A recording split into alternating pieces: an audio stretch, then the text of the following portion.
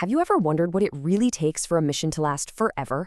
Well, today we're diving into some timeless principles of great leadership, but we're finding them in a pretty unexpected place. We're going to explore how an ancient text actually provides a powerful blueprint for modern management.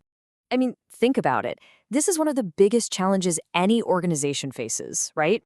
A fantastic CEO leaves, a visionary founder moves on, a key manager gets promoted, and suddenly you're left wondering, how do you make sure the core mission, the very soul of what you're doing, doesn't walk out the door with them?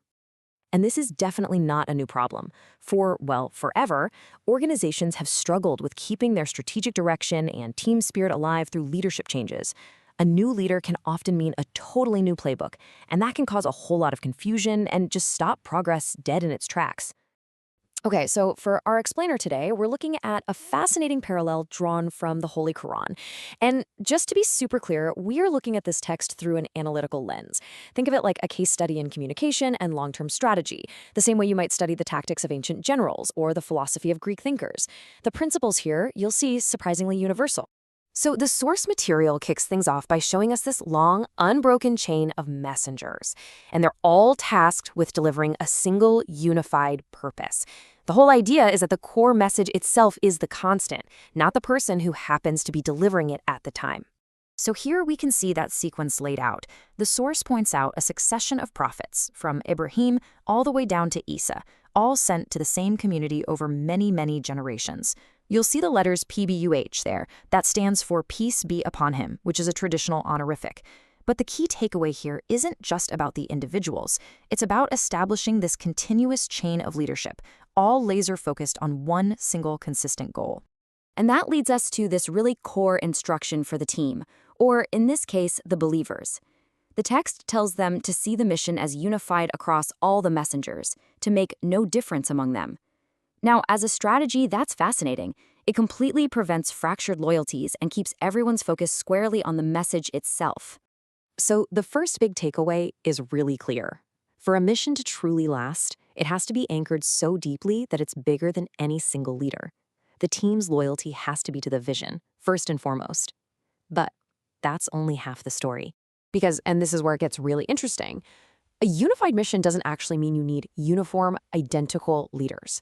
In fact, the source argues the complete opposite, and it introduces this really cool duality.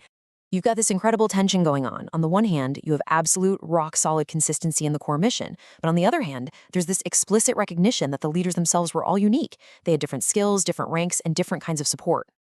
Yeah, the text is very direct about this. It flat out states that while the mission was one and the same, the messengers were not.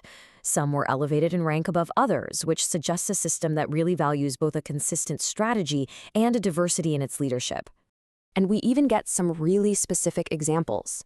Prophet Musa, for instance, was distinguished by his direct line of communication. Prophet Aaeesa was set apart by the clear signs he was given and the support of the Holy Spirit. It's the same mission, just with different toolkits, right? Different strengths for different times and different contexts.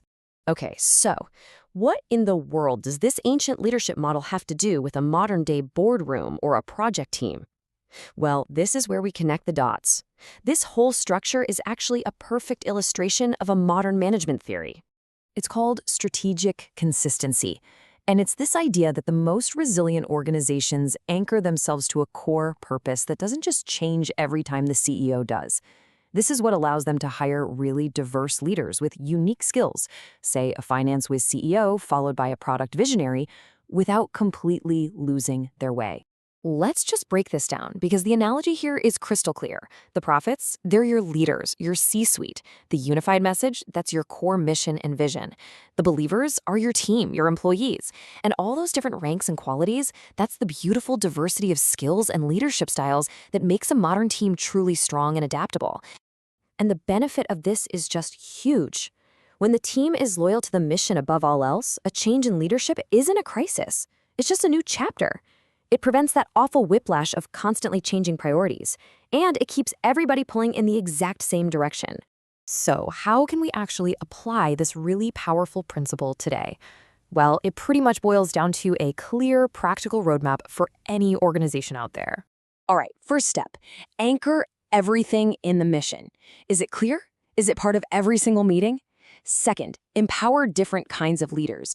Don't just hire clones of the last person. Hire the unique skills you need for the next phase of the journey. And third, and this is so important, train your team to follow the vision, not just the charisma of whoever is in charge right now. That creates resilience. Look, if you take just one thing away from this whole explainer, let it be this. You need both. A consistent mission is like the skeleton. It provides structure and unity. But diverse leadership? That's the muscle. That's what provides the unique strengths you need to actually move forward and adapt. And so that leaves us with one final question to think about. In your own team, in your own company, what is that single unifying purpose? Is it clear enough and strong enough to survive and thrive long after the current leaders are gone? Something to think about.